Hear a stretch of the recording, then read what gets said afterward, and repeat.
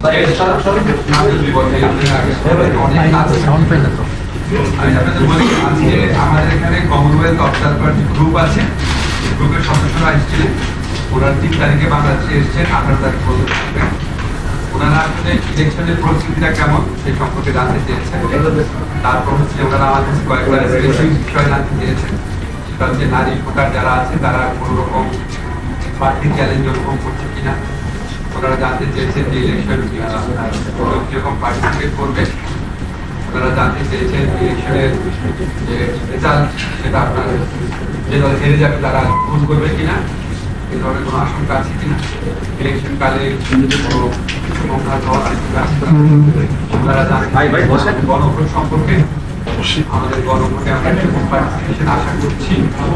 তারপর ওনারা জানতে চেয়েছেন আমাদের রিফর্ম কি হয়েছে সেটা সম্পর্কে। আরেকটা কথা আপনারা বলেছেন যে আমরা আরো করা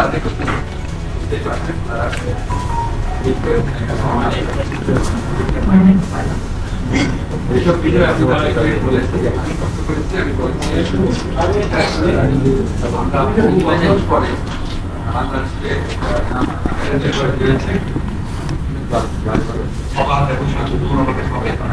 বহু বছর পর আমরা বহু বছর পর আমরা সংসদে একটা বিরোধী দল পেতে যাচ্ছি। আমি ওনাদের বলেছি আমাদের তরুণরা যারা জুলাই ফ্যাসিস্ট আমলে নারী সমাজের একটা বড় অংশ যারা হিজাব পড়তো, যারা বোরকা পড়তো, যারা নিকাব পড়তো, বরং তারা মার্জিনালাইজেশনের শিকার হতো, তারা বিভিন্ন ধরনের হয়রানি নিপীড়নের শিকার হতো। বরং তাদের একটা বিপুল অংশ এখন আরো আগ্রহের সাথে ভোট দিতে আসবে। ওভারঅল আমি তাদের সাথে একমত হয়েছি, বাংলাদেশের পলিটিক্যাল স্পেসে, পাবলিক লাইফে নারীদের আরো বেশি অংশগ্রহণের প্রয়োজনীয়তা রয়েছে। এবং আমি বলেছি আমি আশাবাদী ইনশাআল্লাহ আমাদের পলিটিক্যাল পার্টিগুলো এই ব্যাপারে সচেতন থাকবে, নেক্সট যারা জিতে আসবে এই ব্যাপারে সচেতন থাকবে।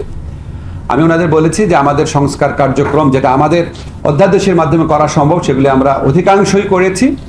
যেগুলির ক্ষেত্রে সংবিধান সংশোধনের প্রয়োজন পড়ে মূলত সেসব বিষয়ে গণভোট হচ্ছে।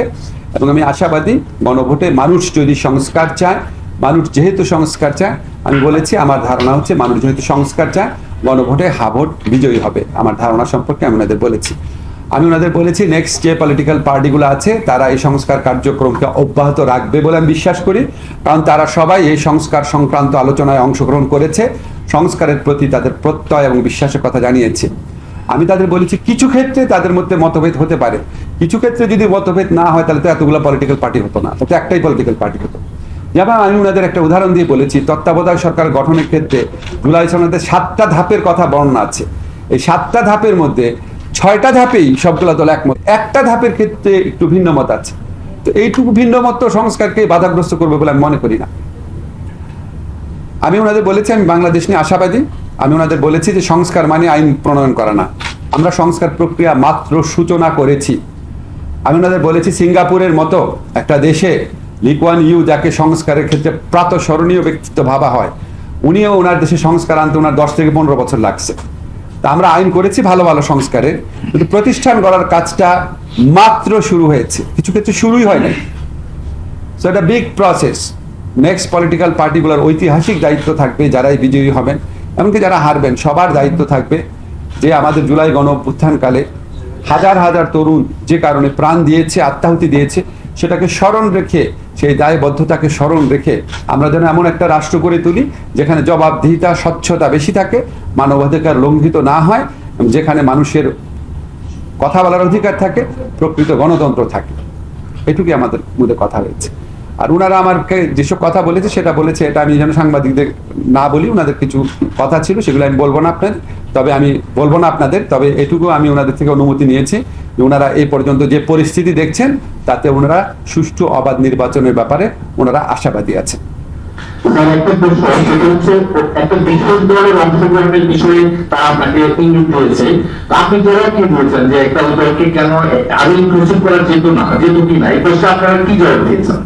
আমি তাদেরকে জবাব দিয়েছি যে এই দলের পক্ষ থেকে অন্তর্ভুক্তমূলক নির্বাচনে আসার জন্য কোনো রকম পদক্ষেপ তো দূরের কথা, তারা যেইভাবে তারা গণহত্যার সাথে জড়িত ছিল, গণহত্যার জন্য তাদের যে সিরিয়াস লিডার আছে, সিনিয়র লিডার আছে, তাদের বিচার হচ্ছে, তাদের সবচেয়ে প্রধান যে নেত্রী আছে তার মৃত্যুদণ্ডের আদেশ হয়েছে, এবং উনি বিদেশে বসে আমাদের জুলাই গণ অভ্যুত্থানকারী যারা আছে, আমাদের সরকারে যারা আছে, তাদেরকে হত্যার নির্দেশ দিচ্ছে, তাদের জ্বালিয়ে দিবে, তাদের বাড়িঘর জ্বালিয়ে দেওয়ার নির্দেশ দিচ্ছে, তাদের কর্মীদেরকে সমস্তভাবে বাংলাদেশের মানুষের বিরুদ্ধে, প্রত্যাশার বিরুদ্ধে দাঁড়ানোর বিভিন্ন রকম উত্তেজনাকর বক্তব্য প্রদান করছে।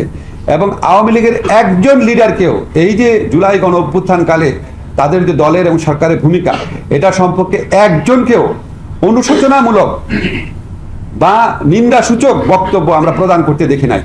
তো আপনি যখন রিকনসিলিয়েশন প্রসেস শুরু করতে চাবেন বা অন্তর্ভুক্তি শুরু করতে চাবেন, অন্য পক্ষের অ্যাটিচিউডটা তো আপনাকে বিবেচনা নিতে হবে।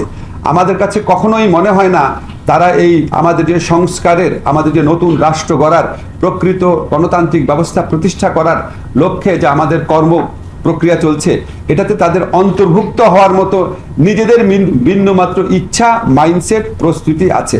বরং তারা যেই ফ্যাসিস্ট রেজিম কায়েম করেছিল বাংলাদেশে, সেটার কন্টিনিউশনই তারা বাংলাদেশে বজায় রাখতে চায়, সেটার পক্ষেই তারা কথা বলে, তারা এই গণ অভ্যুত্থানকারীদের বিরুদ্ধে কথা বলে। তো তাদের ক্ষেত্রে তো অন্তর্ভুক্তি কিভাবে সম্ভব? আপনি তো জোর করে আপনি জোর করে তো অন্তর্ভুক্তি করাতে পারেন না। অন্তর্ভুক্তি করার মতো কোনো মাইন্ডসেট, কোনো রকম মানে ইঙ্গিত, কোন রকম কথাবার্তা আমরা তাদের দলের কারো মধ্যেই শুনি নাই, কোনো কিছুর মধ্যেই শুনি নাই। এটুকুই বলেছি। আমাকে শেষ করতে হবে। আর বিষয় হচ্ছে যে জুলাই গণঅভ্যুত্থান যেমন বাংলাদেশ জাতির জন্য একটি বড় পরিবর্তন অর্জন, আপনারা এর পরবর্তী সময় দায়িত্ব নিলেন, সেখানে প্রবাসীদের বড় একটা ভূমিকা ছিল। বলেন। হ্যাঁ, বলেন। সেই হিসেবে প্রবাসীদের জন্য যেসব পদক্ষেপ নিলেন, তার মধ্যে এই আপনার সময়, আপনি যেহেতু এই মন্ত্রণালয়ের দায়িত্বে আছেন, প্রবাসী লাউঞ্জ গুলো দেখলাম, সেটি নিঃসন্দেহে ভালো একটি উদ্যোগ। আপনি প্লিজ অন্য বিষয়ে প্রশ্ন করেন না, ইলেকশন ছাড়া প্রশ্ন করেন না প্লিজ। প্রবাসীদের জন্য যেহেতু আপনি দায়িত্বে ছিলেন, না, আমি সুযোগ পাচ্ছে প্রস্তাব দিলেন বাংলাদেশে প্রথমবারের মতো দেশের বাইরে থেকে, তাদের একটা প্রত্যাশার জায়গা ছিল, আছে, থাকবে। না, আমি আছে, শোনেন, আজকে আমাদের প্রবাসী মন্ত্রণালয়ের গুণগান গাওয়ার জন্য আমি এখানে বসি নাই। আমি শুধু আপনাদের একটা বলতে পারি, আমি এটা তাদেরকে বলেছি যে আমাদের সরকার প্রথমবারের মতো বাংলাদেশি প্রবাসীদের ভোটাধিকার চালু করেছে। এটা যে আসলে পলিটিক্যাল সরকারগুলো চাইলেই পারত, এটা আমরা প্রমাণ করে গেলাম। এটা এমন কোনো কঠিন কাজ ছিল না, এতগুলা বছর তারা প্রবাসীদের ভোটাধিকার দেয় নাই। আমরা শুরু করেছি, আমরা আরো বেশি সময় দিলে আরো অনেক প্রবাসী এটা পার্টিসিপেট করতে পারতেন, আমাদের অত সময় ছিল না। কিন্তু আমরা যেটা শুরু করেছি সেটা কোনো সরকারি পক্ষে বাদ দেওয়া সম্ভব হবে না। কারণ এই মিথ্যা কথা প্রবাসীদের বলা যে আপনাদের ভোটাধিকার দেওয়া সম্ভব না, যান্ত্রিকভাবে সম্ভব না, প্রযুক্তিগত সম্ভব না, এই মিথ্যা কথা বলার আর কোনো স্কোপ নাই। বাংলাদেশে যারা প্রবাসী যারা আছেন, তারা যারা দেশে থাকেন তাদের চেয়েও বেশি ভালোবাসেন আমার ধারণা। তো তারা এই পুরা রাজনৈতিক প্রক্রিয়ায় অংশ হইতে চান, প্রচন্ড আগ্রহ তাদের মধ্যে রয়েছে। এটা আমাদের সরকারের, আমি মনে করি, একটা বড় অর্জন। আমরা প্রবাসীদের ভোটাধিকার শুরু করতে পেরেছি। ধন্যবাদ।